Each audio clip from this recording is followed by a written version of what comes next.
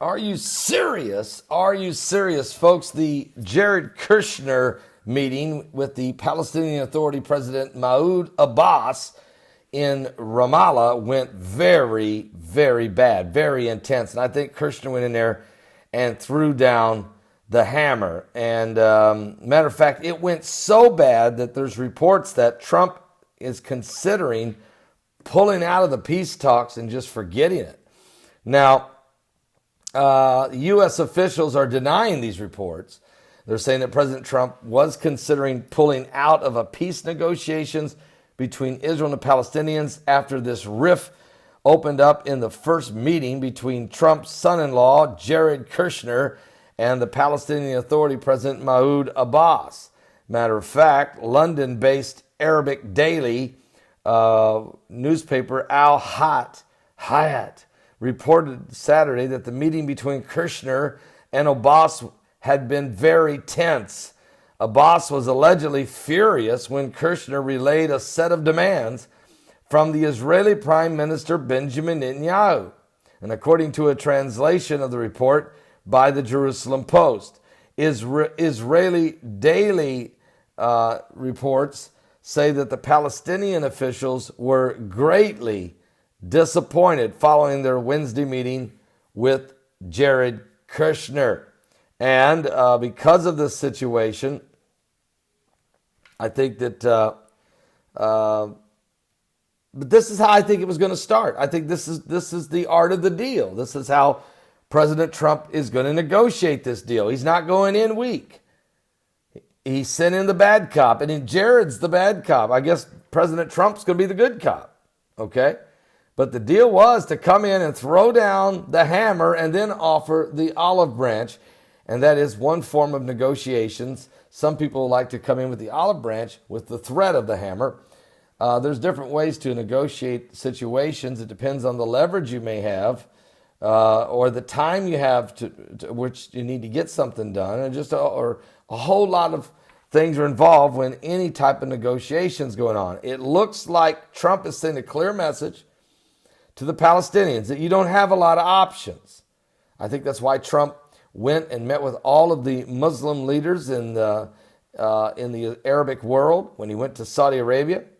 He then flew into Israel, met with Prime Minister Benjamin Netanyahu, and it was the first ever sitting president to go and pray at the Western Wall. That sent a clear message that he was standing very, very strong on the side of Israel. But then said, now let's go negotiate. Basically, he's not pushing for a two-state solution and dividing the land and parting the land. Trump doesn't want to do that. He wants it to be a one-state nation, a Jewish nation, Israel, with Palestinians, both Palestinian Christians and Palestinian Muslims, living peacefully in that one state, and they having more opportunities for economic opportunities as citizens of that one nation. So this is all part of the discussion. It's very, very, very, very difficult to pull this off, is my opinion.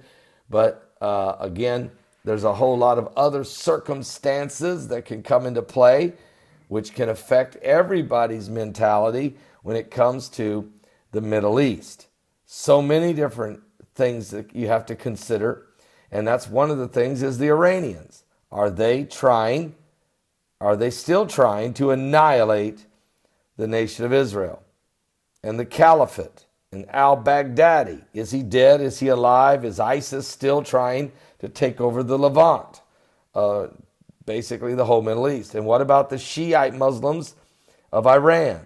They're the number one state sponsor of terrorism in the world. They're the ones that support Hamas in Gaza. They're the ones that support the Houthis in Yemen. They're the ones that fund and support all the military equipment and bombs and missiles also in Hezbollah in southern Lebanon. And they're the ones that give the Palestinians some support. And then, of course, they even work with the Muslim Brotherhood in the Sinai Peninsula there in Egypt to smuggle in missiles and rockets and bombs. So all of this, you got to take it all into consideration. And then there's Turkey and their president, Erdogan. He thinks he's going to be the caliphate. And if that's not enough, you got to deal with, others. The Hashmonite kingdom, King Abdullah II, King of Jordan. He's you can't count him out. And there's just a whole lot involved here. And the Saudi Arabians and the Sunnis. I mean, all of it. So let's keep a close eye on what's going on with this Middle East peace process. Kushner went in there and ruffled some feathers. Now let's see what Trump does to calm the waters. And again, part of this is Abbas acting like a baby and making a big scene to try to derail it because he is not in a good negotiating position. So we'll see how this plays out. Don't miss today's live broadcast. Starts at 12 noon Eastern at my website at www.paulbegleyprophecy.com. Are you serious?